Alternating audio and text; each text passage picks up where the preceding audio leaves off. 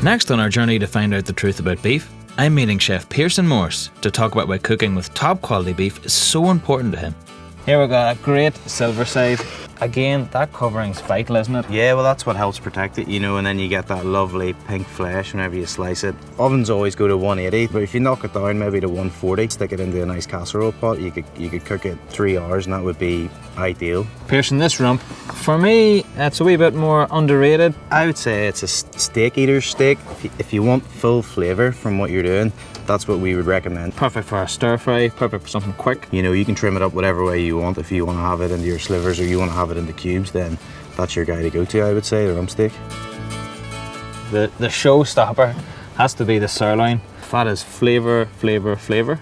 You're looking for that marbling. That's where you're going to get your flavour. Medium rare. Oh, it's got to be medium rare. Gotta yeah. be.